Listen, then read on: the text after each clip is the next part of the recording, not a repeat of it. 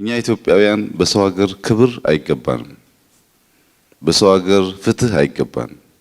እኛ እኮ ትግሬ፣ አማራ፣ ኦሮሞ እያልን እርስ በርስ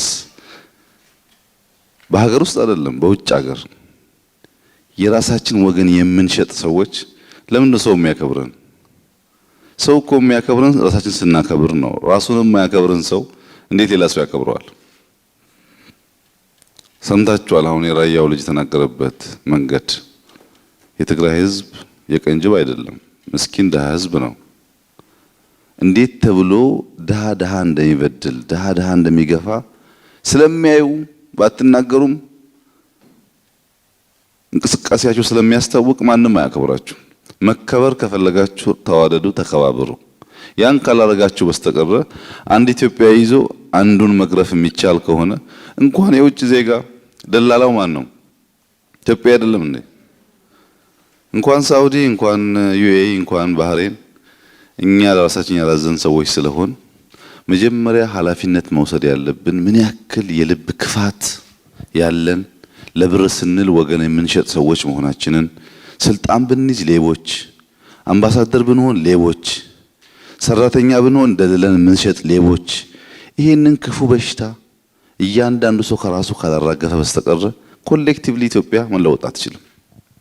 ኢትዮጵያ እናንተ ናት፣ የህዝቦቿ ምስል ናት፣ ሌላ ነገር አይደለችም። ስለዚህ ኢንፎርማል በሆነ መንገድ አንድ ስራ እንሰራና ከዛው ጥያቄዎቻችሁን መልሳለሁ። እስከ ዳርና ኤልሳቤት ትወጣላችሁ። ወደዚህ አንድ አፍታ የምንሰራው ስራ አለ። እስከ ዳር በዚህ በኩል ኤልሳቤት በዚህ በኩል ቹን ትፈታላችሁ። ወደ ብሔርም ያድጋል። የአማራና ትግራይ ኦሮሞና ምናምን እያለም እንደዚሁ ችግሩን ስለሚፈታ ኤልሳቤት ኢትዮጵያን ትወጃለሽ? አዎ በጣም እወዳለሁ። እርግጠኛ ነሽ? ዓለም ያውቃል ሚዲያ ላይ እኔ አላቅም። አይኔ ለኔ ነገር አንድ ነገር ልናገር። አትናገር፣ የምጠይቅሽን ብቻ። ኢትዮጵያን ትወጃለሽ? በጣም እወዳለሁ። ፊት ለፊትሽ ባለችው ልጅ ውስጥ ከኢትዮጵያ ምን ታያለሽ? የምታየውን ብቻ ንገሪኝ። በሷ ላይ ብዙ መጥፎ ነገሮችን ነው የማየው። በሷ ውስጥ ከኢትዮጵያ ምን ታያለሽ? ባህሪ ላይ በመልሰው ደስ ይላል። ጥሩ ነገር እስቲ አንድ ንገሪኝ፣ አንድ ብቻ። እንዴ ብዬ ልንገርክ? ካንሰር በሽታ ጭንቅላት ያለው ልንገር። በሷ ምክንያት ደለሽ ነገር ይጠቅምሻል። ከሷ ውስጥ አንድ ጥሩ ነገር ንገሪኝ። ምንም ነገር የለኝም። እሷ ያለችክ በትግሬ ያለችው ተሳስታለች። እኔ በትግሬ ያላምን ሜላኳቸው 55 የኦሮሞ ልጆች የጠየቅኩሽን ብቻ መልሽልኝ። ምንም ነገር አላይም። በአሁን ሰዓት አይኔ ጭልም ነው። መዳን ከቻልሽ መጠየቅሽን መልሺ። እሺ መልኳ ማን ይመስላል? እስቲያት ቀና ብለሽ ያት፣ አታልቅሺ። ሲያት በሽታዬን ያሰምመኛል። የሞተችው እናቴን ያስታውስኝ። አልችልም፣ ይቅርታ። እሷ ያወራችሁ ትክክል አይደለም። ባህሬና እናውራ። እኔ የጠየቅኩሽን ስላልመለሽ አሁን በማልቀስሽና በምታረጊው ነገር የእሷ ኃጢአት ሊበዛ አይችልም። ምነግርሽን ብቻ መልሽልኝ። ምንም ነገር አይታየኝም። ጠይምነቷ ኢትዮጵያዊነት አይመስልም? ኢትዮጵያዊነቷን አምናለሁ። ታምኛለሽ? በደንብ አምናለሁ። አንድ እርምጃ ወደፊት ሂጂልኝ። አንድ እርምጃ ብቻ ወደፊት ቆሚ። እዛው ጋር አታልቅሽ። አንቺ እሷስ ምን ታያለሽ? አንዲት ሰዎች መጠቀሚያ ያረጓት ለራሳቸው ጥቅም ኢትዮጵያዊት። ልታሳዝን አይደል? በጣም አንድ እርምጃ ወደፊት ሂጂ። ኤልሳቤት እናትሽን ትወጃታለሽ? አታልቅሺ።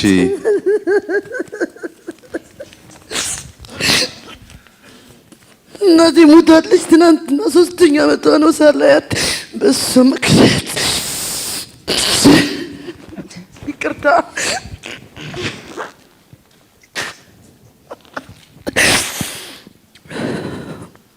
ደግነትን ያስተማረችኝ ደሴ ከተማ ተወልዳ ያደገች እናቴ ነች።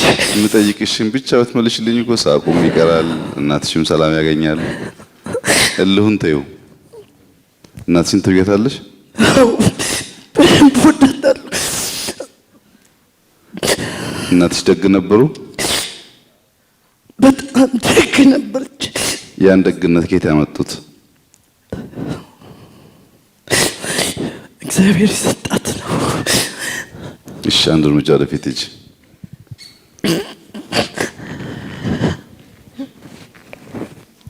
ምን መሰላችሁ ሰው ራሱ በሚመርጠው የቂም የጥላቻ ስሜት በምን ያክል ደረጃ ራሱን እንደሚጎዳ ቂም ስትይዙ ጥላቻ ስትይዙ የምትጠሉትን ሰው አይደለም ራሳችሁን የምትበሉት።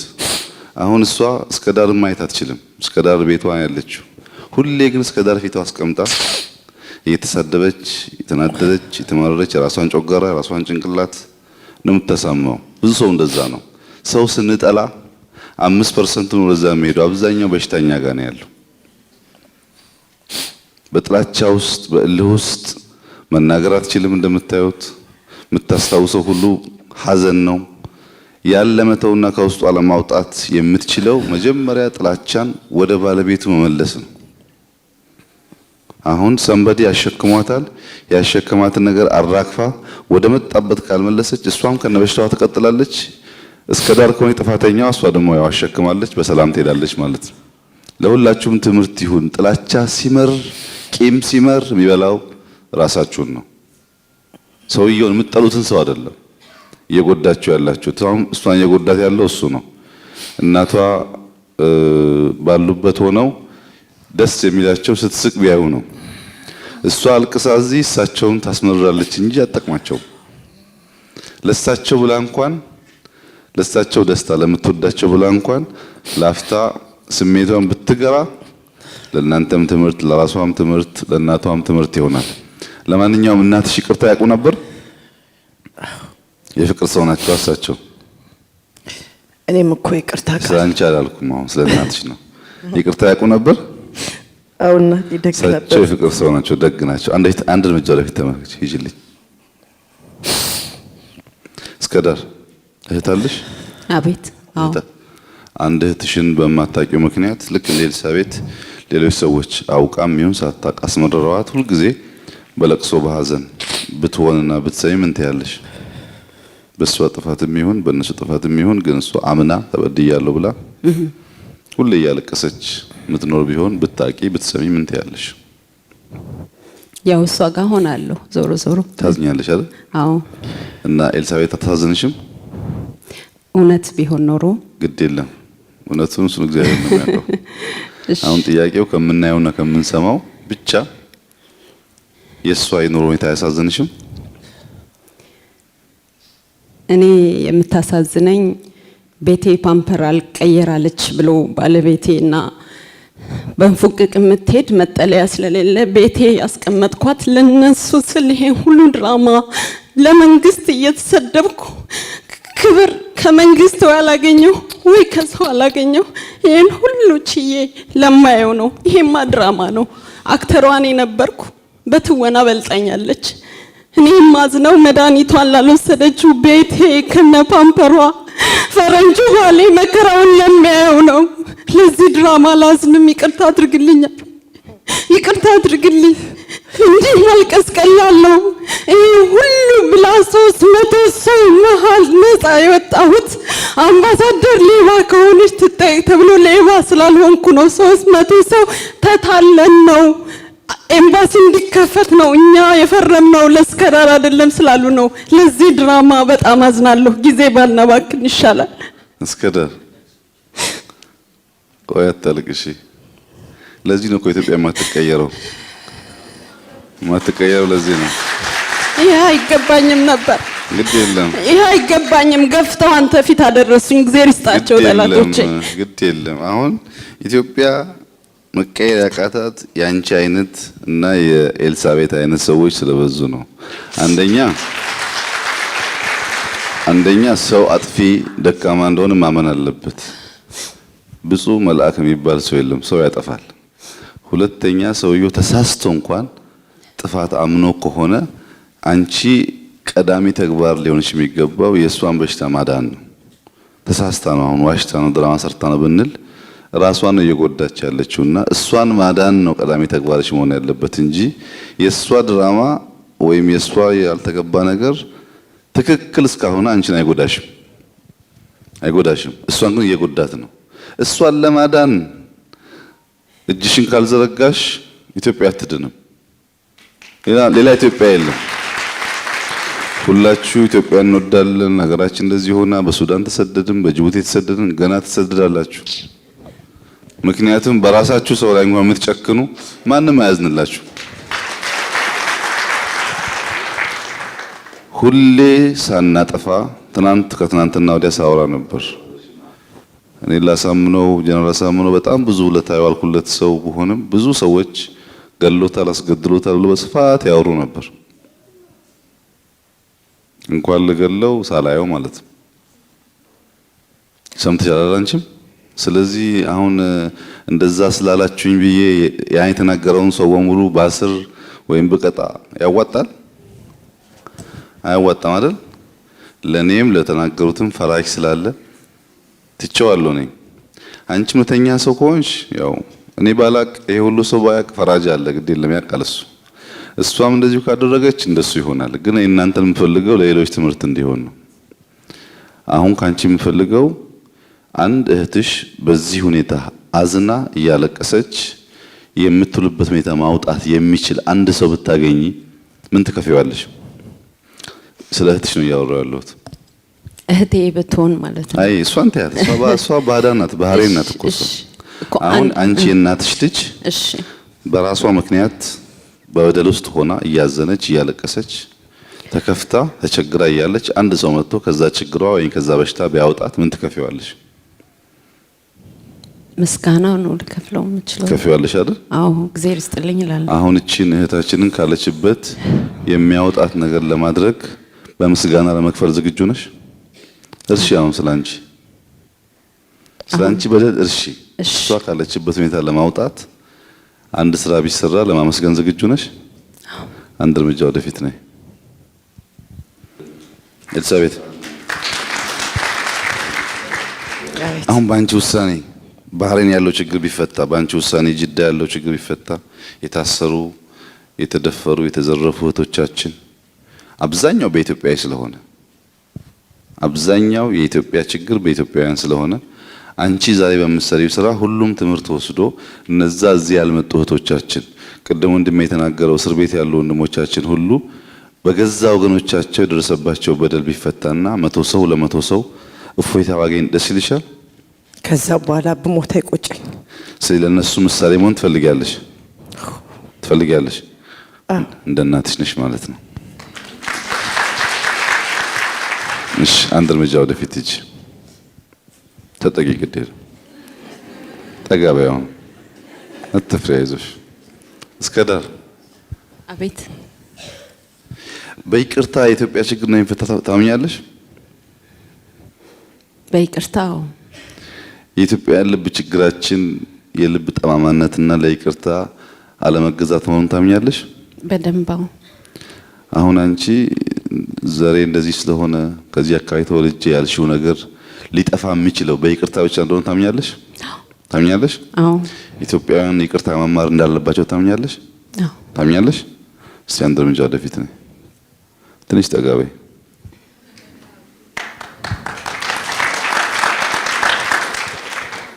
ኤልሳቤት። አቤት።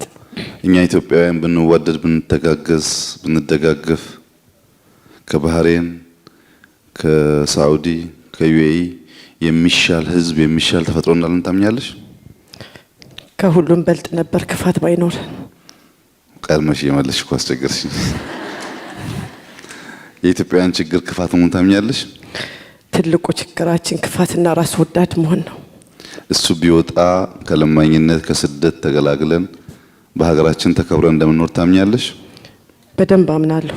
ሰው በሰደብሽው በገፋሽው ቁጥር እሱም ገፊ የሆነ ስለሚሄድ ማንም ቢመጣ መፍትሄ ያገኝም። አንቺ ለጥፋት ሁሉ ምንጭ እሷን ካረግሻት በእናንተ በኩል በሌሎች ኢትዮጵያውያን በኩል ችግር የለም ብለሽ ካሰብሽ መፍትሄ አይገኝም። ክስ ቀላል ነገር ነው፣ መውቀስ ቀላል ነገር ነው። በዚያ ሰውዬ ቦታ ሆኖ ማየት ነው ከባድ። እሷ ትግራይ ስለሆንኩ እያለች ነው። እሷ አጀንዳ የለም ነበር። አይ አለ እሱማ ነው እኔ ጋር የለም። አንቺ ብቻ አለሽም እኮ ኢትዮጵያውያንማ እንኳን ትግራይና አማራ በዘርተተሽ በሰፈርም እኮ እንቧደናለን። ሲጀመር እሷ ኮረም ነው ተወልዳ ያደገች። የትም ትወለድ የትም ትወለድ። አዎ፣ ግን እኔ በትግራይ አጀንዳ ገብቼ አይደለም ይሄ ሁላ ነገር ነው። እኔ አሁን ስላንቺ እያወራሁ አይደለም። እኔ በምሰማው ግን ያንቺ ድርቅናና የልብ ጥንካሬ በሽታ ያለው አንቺ ጋር ነው ይመስለኝ። ብትተይ ጥሩ ነው። አሁን እሷን ወንጀለኛ ለማድረግ የምታደርጊው ይሄ ፍርድ ቤት አይደለም። እኔ የምሰጠው ፍርድ የለም። እኔ የምፈልገው ሰላም ነው። አንቺን እየለመንኩ ያለሁት በእኛ መሀይምነት ሃይማኖተኛ መስለን ሃይማኖትን ማናቅ፣ ከኛ በላይ ሃይማኖተኛ ይመስል የለም። ሃይማኖት በውስጣችን የሌለ፣ ከኛ በላይ ጠዋት ማታ ሰላም ሰላም የሚል የለም። በውስጣችን ሰላም የሌለ፣ ይቅርታ ማናቅ አስቸጋሪ ስለሆን በየሁሉ ዓለም እንዋርዳለን። እናንተ ብቻ ሳትሆኑ እኔም እናንተን ወክዬ ለማኝ እኮ ነኝ። ሄጄ ባካችሁን እስረኛ ፍቱ፣ ባካችሁን 10 ብር አምጡ። ልዩነቱ እናንተ የምትለምኗቸው ሰዎችና እኔ የምለምናቸው ሰዎች መለያየታቸው ብቻ ነው። ስለዚህ ከምንዋረድ ይሄን ጠንካራ ልብ ማፍረስ ነው። ይሄን ማፍረስ ከፈለግሽ ደግሞ እንደ እናትሽ መሆን አለብሽ። እንዳልሻቸው አምኜሽ አሁን ከሳሽነትሽን ተይውና ካንቺ የምፈልገው ነገር በየቦታው የሚሰቃዩ እህቶች አሉ። አንቺ እንኳን መተሻለኛ መካከል መምጣት የማይችሉ አሉ። የተበደሉት በሌላ ኢትዮጵያውያን ነው፣ በሌላ አስከዳር ነው። ባንቺ ቋንቋ አይደለም። ለነሱ ሁሉ ትምህርት እንዲሆን ነው የምፈልገው እኔ። ይሰማሽ ነው? በነገራችን ላይ አሜሪካም ያለ እንግሊዝም ያለ የትም ዓለም ያለ ኢትዮጵያ፣ ጅቡቲም ያለ ኢትዮጵያ የተዋረደ ነው። ኢትዮጵያ ካልተከበረች ሰው ሊከበር አይችልም፣ ብቻውን ሊከበር አይችልም። ለዚህ ነው ሀገራችንን ቀና እናርጋት የምንለው። አንቺ ኢትዮጵያን ቀና የማድረግ ፍላጎት ካለሽ መጀመሪያ ጠጠር ያለው ነገርሽን ማፍረስ ነው። አንቺ ጋር ካልፈረሰ ሁሉም ጋር አይፈርስም። ሁሉም ጋር ካልፈረሰ ደግሞ ብትጠይቂም አልመለስልሽም። ያጋባሽብኝ እሱ መንፈስ ስለሆነ። ይሰማሽ ነው? እህቶችሽ ካሉበት ነገር እንዲወጡ ከፈለግሽ እኛ በይቅርታ አንድ መሆን አለብን፣ መዋደድ አለብን። እኛ ከተባበርን ዱባይና እንቀጠቅጣለን፣ ባህሬንና እንቀጠቅጣለን። ችግር የለውም አንድ ከሆነ። ከተከፋፈልን ግን ላንቺ 10 ብር ለስከዳር 20 ብር ከዛ እናንተ ማባላት ቁጭ ብሎ ማየት ነው። ይሄን ታምኛለሽ? እስከዳር ጊዜ ስለሌለኝ ለምንሽ አንቺን በተባለው ጉዳይ ውስጥ ያንቺ ጥፋት 1% ሊሆን ይችላል። በሷ ሂሳብ እሷ እንዳለችው ደግሞ 100ም ሊሆን ይችላል። እኔ አላውቀውም ቁጥሩን። ግን ባንቺና በሷ መካከል ያለውን ነገር በመፍታት የብዙ ደሃ ችግር ሊፈታ እንደሚችል ስለማምን ነው ጊዜ እየወሰድኩ ያለሁትና ባታጠፊም ለነዛ አንቺ ቤት ላልሽው ልጅ ለሚሰቃዩ ሌሎች እህቶቻችን ስትይ ጎንበስ ብለሽ ተንበርከሽ ይቅርታ ጠይቂያት። አንቺ እንዳጠፋ ሆነሽ ውጤት አርጊ።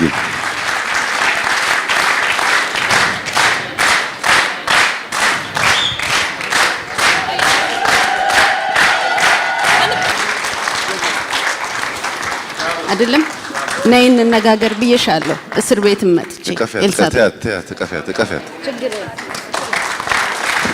ይሄን የማረገው 15 ዓመት አንገቴ ላይ ላለችው ኢትዮጵያ ስል ነው። የሚጎዳ እኮ አልሰራሽም፣ ጥሩ ስራ ሰራሽ። ቆሚ እዛው ኤልሳቤት፣ አሁን እሷን ያለችውን የተናገረችውን ያደረገችውን ተውና አንቺ ደግሞ እስካሁን በተለየ መንገድ ችግሩን መፍታት ስትቺ በእልህ በብስጭት በእናትሽም በደረሰብሽም በደል እስከ ዳርና ጥፋተኛ ብለሽ አስበሽ ላለፉት አላቅም ወራት ወይም ዓመታት የታመምሽበት ጊዜ እንደተጠበቀ ሆኖ እስቲ እንዳጠፋ ሰው ወንበሶች ይቅርታ ጠይቂያት።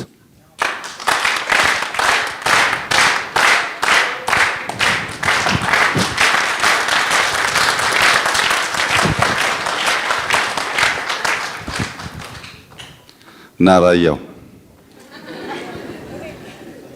እነሱ ጋር ነው የፈለኩ። እኔ በኋላ አገኛለሁ።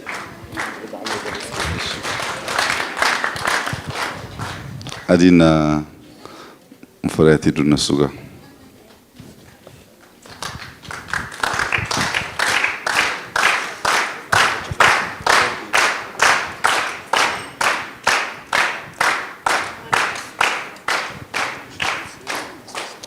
ፍሬያት እዛ መሀል ግቢ፣ ኤልሳቤት እና ራያ መሀል። እዚህ ያላችሁ ወንዶችና ሴቶች ኢትዮጵያውያን ኢትዮጵያን የገደላት ትዕቢት ነው። ባዶ ትዕቢት። እንደምታውቁት እንደ ሀገር ለማኞች ነን።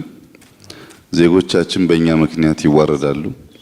እንደዚች አይነት ህጻን ልጅ ቅድም ስትናገር የነበረች ህጻን ልጅ 3 ወር 4 ወር ትሰቃያለች።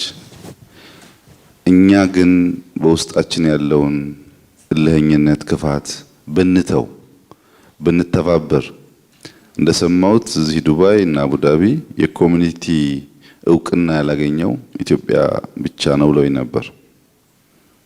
አስቡት እናንተ አሁን እውቅና እንዴት ይገባናል? አንዱ እውቅና ሲል አንዱ ደግሞ ሄዶ ሲዋሽ ሌባ ነው ደላላ ነው ሲል፣ አንዱ ህጋዊ ነው ሲል አንዱ ህገወጥ ነው ሲል፣ አንዱ በህገወጥ ወልዳለች ብሎ ሲከስ የአገሬው ሰው ደግሞ በህጉ ሲያስር፣ እኛ አንድ ባለመሆናችን እና ይቅር ባለማለታችን ኢትዮጵያ ውስጥ እያጋጠመ ያለውን ውርደት ከናንተ በላይ የሚያክሰው የለም።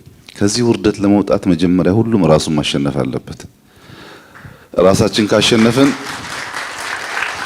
እና ከተባበርን አትጠራጠሩ 110 ሚሊዮን ህዝብ ነን እኛ። ማንም ዝም ብሎ ይነካን አይችልም። ብዙ ሀብት ያለን ህዝቦች ነን። በሀገር ውስጥም ብንሰራ በውጭም ብንሰራ መቀየር እንችላለን። ግን ክፍፍሉ ስንፈልግ በሃይማኖት፣ ስንፈልግ በብሔር፣ ስንፈልግ በሰፈር፣ ስንፈልግ በሌላ መንገድ እየተከፋፈን ለሌላ መጫወቻ እየሆነ ስለሆነ እዚህ ያሉ 6 ሰዎች ኢትዮጵያን ወክለው ይንበረከኩና ተንበረከኩና 6ታችሁ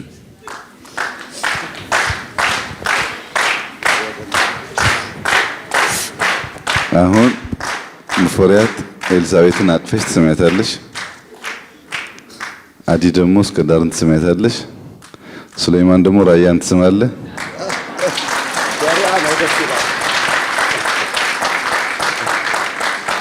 መፍትሄው ብቻ ነው። መፍትሄው ራስን ማሸነፍ ነው። ራሳችን ካሸነፍንና ከተንበረከክን ያው እግዚአብሔርም ይታረቃል፣ እኛም እንስማማለን።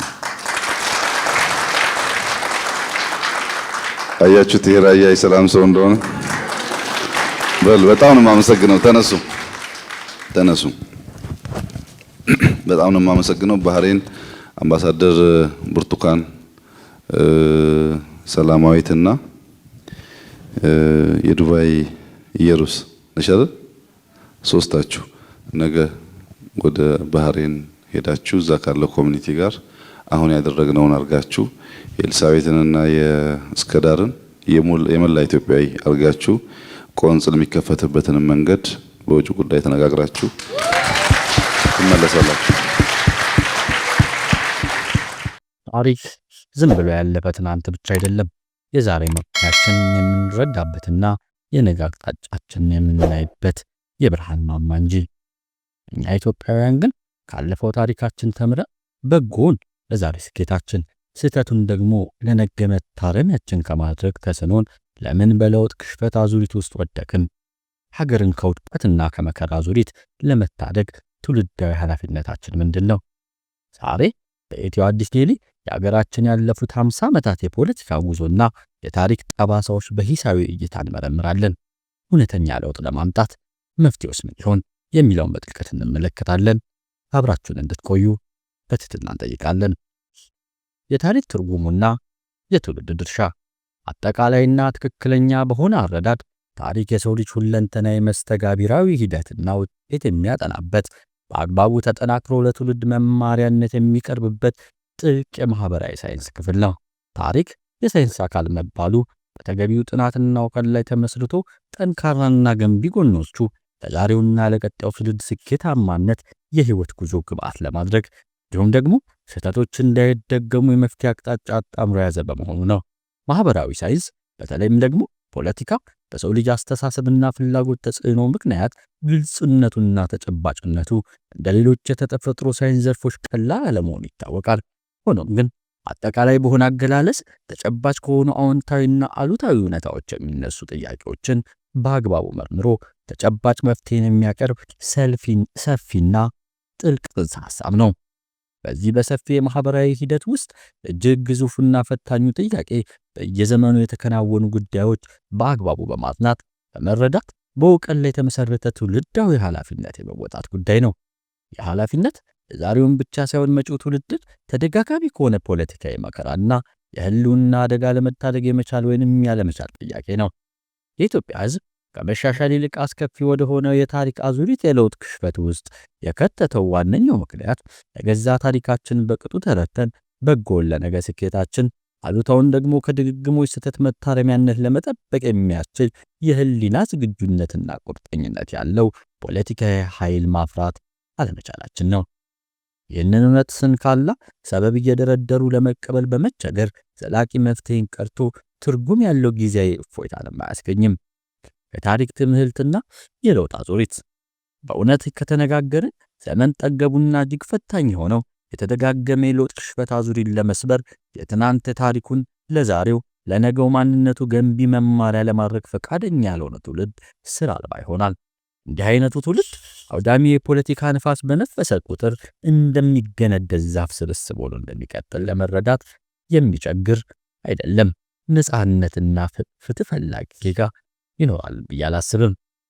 አንድን ክስተት በታሪክነት አጥንቶ ለማቅረብ በሚቻልበት የጊዜ ርዝማኔ ላይ ፍጹም የሆነ አንድ ወጥ ስምምነት ባይኖርም በአጠቃላይ ግን ከ40 እስከ 50 ዓመታት በኋላ ያሉ ክስተቶች ማጥናት እንደሚቻል ሰፊ መግባባት አለ። ከዚህ በመነሳት ከዚህ በፊት የነበረውን የፖለቲካ ታሪካችንን በነበረ የንቃተ ህሊና ደረጃና ተጨባጭ ሁኔታ አንጻር መታየትና መተቸት ያለበት መሆኑን እንደተጠበቀ ሆኖ ከግማሽ ምዕተ ዓመት በላይ ከ1960ዎቹ ጀምሮ የሆነውንና የሆነ የቀጠለውን የኛው የራሳችን የቀውስና የውድቀት ታሪክ በገንቢ ቁጭን ለመረዳት በሚሞክር ዜጋ የሚያሳድረውን ስሜት በቃላት መግለጽ ከባድ ነው።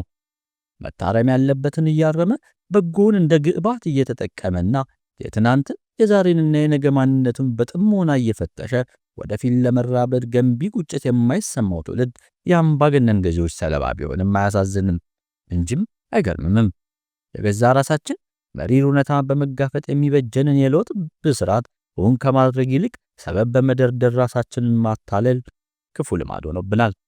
በስሜታዊነት እየተጠለፉ ራስን ለገዢዎች ምቹ በማድረግ በወግ ያልኖርንበትን የዘመን ቀመር እያሰሉ መቀጠልን እንደ ሕይወት ዋስትና የመቁጠር መጥፎ ልማድ ዛሬ ሊቆም ይገባል። የጋራ ታሪክና ፖለቲካዊ ስምምነት አገርንና ሀገረ መንግስትን ለመመስረት በሚደረግ ሂደት ውስጥ በማወቅም ይሁን ባለማወቅ ስህተቶች ሊያጋጥሙ ይችላሉ። እኛ የዚህ የፖለቲካና ማህበራዊ መስተጋቢር አካል ነን። በረጅሙ የሀገርነት ታሪካችን የተሰሩ ድንቅ የታሪክ እሴቶቻችንና በዘመኑ ከነበረው ሁኔታ አንጻር የተፈጸሙ ስህተቶች በሂሳዊ እይታ እያረምን በዓለም የታወቀውን የሀገርነት ታሪካችንን አስከብረን ለመቀጠል የሚያስችል የፖለቲካ ስርዓትና መልካም አስተዳደር ሁሉ ለማድረግ መስማማት ካልቻልን የህሊናችን ጤንነት ልንፈትሸውና ልንጠይቀው ይገባል። አሁን ወቅት ካለው ተጨባጭ ሁኔታ አንጻር የፖለቲካ የሞራልና የህሊና አቋማችን ከመቼውም ጊዜ በላይ በጥብቅ ማጤን ያለብን ወቅት ላይ እንገኛለን። ይህንን መራር እውነት መጋፈጥና ትውልዳዊ የለውጥ ታሪክ ምዕራፍን እውነት የማድረግ ጉዳይ ፈጽሞ የማይታለፍ ግብ መሆን አለበት። ካለፉት የለውጥ ጭንጋፎች መማር፣ ካለፉት አስከፊ የፖለቲካ ሂደቶች በአግባቡ መርምረን ለዛሬውና ለነገ ህይወታችን መጠቀም ባለመቻላችን ምክንያት በ1997 ዓ.ም የተፈጠረውን የለውጥ ፍላጎት በፖለቲካ ነጋዴዎችና በስሜታዊነት ተጽዕኖ እየጨነገፈ የታሪክ ምዕራፍ አደረግነው። የዘመን ጠገብ ውድቀት ደግሞ በ2010 ዓ.ም ሌላው የለውጥ ጭንጋፍን አስታቀፈን። ህዝቡን ከክስተቶች ጋር በስሜታዊነት የመነሳሳትና የመቀስቀስ ልማት ተጠቅመው የፕሮፓጋንዳ ሰለባ ያደርጉት በጥሞና ለሚከታተል ዜጋ የሚፈጥረው ስሜት እጅግ ከባድ ነው። ያለፈውን ተሞክሮ ለዛሬ ገንቢ ሂደት ለመጠቀም የሚያስችል ጥበብና አካሄድ ባለመኖሩ ምክንያት ከዚህ ቀደም የነበሩ መሪ ልምዶች ሁሉ ወደ ጎን በመተው አዲሱ አካሄድ እንደ ብቸኛ መዳኛ ተደርጎ ተቆጠረ። ከዚህ በላይ የታሪክ ስህተት ይኖር ይሆን? ብቸኛውና ዘላቂው የመፍትሄ አቅጣጫ ከዚህ ዘመን ጠገብና ተደጋጋሚ የለውጥ ጭንጋፉ ሰብራት ለመውጣት ብቸኛውና ዘላቂ መፍትሄ ለአያሌ ዙር ተፈትኖ በወደቀ የማጭበርበር ምርጫ አጃቢ መሆን አይደለም። ይልቁኑ የመከራ የውርደትን ምክንያት የሆነውን ስርዓት ከተቻለ በውይይትና በድርድር ጠረጴዛ ላይ እንዲቀመጥ በማድረግ ካልሆነ ግን በሰላማዊና ህጋዊ ሁለገብ ህዝባዊ ተሳትፎ እምቢተኝነት ነፃና ትክክለኛ ስርዓት እውን የሚሆንባትን ሀገር በጋራ መገንባት ብቻ ነው። ውድ የኢትዮ አዲስ ዴይሊ ቤተሰቦቻችን የዛሬው የታሪክና የፖለቲካ ትንተናችን ይህንን ይመስል ነበር። ካለፈው ስህተት ተምረን የጋራ ሀገራችንን በሰላማዊና ትክክለኛ መንገድ ለመገንባት ሁላችንም የበኩላችን ኃላፊነት የምንወጣበት ጊዜ አሁን ነው። በእነዚህ የታሪክ ወቅታዊ ጉዳዮች ላይ የእናንተ አስተያየትስ ምንድነው? ከታች ባለው የኮሜንት መስጫ ላይ ሐሳባችሁን አካፍሉን፣ በጋራ እንወያይበት። ቪዲዮ ጠቃሚ ሆኖ ካገኛችሁት ላይክ በማድረግ ለሌሎች ወዳጆቻችሁ እንዲደርስ አድርጉ። እንደዚህ ያሉ ጥልቅ ትንታኔዎች ሁልጊዜ እንዲደርሷችሁ ደግሞ ቻናሉን ሰብስክራይብ ማድረጋችሁንና የደውል ምልክታችሁን መጫናችሁን አትርሱ። በሚቀጥለው ቪዲዮ በሌላ አዲስ ርዕስ እስክንገናኝ ድረስ ሰላም፣ አንድነት ለሀገራችን ለኢትዮጵያ ይሁን። ቸር ይቆየን።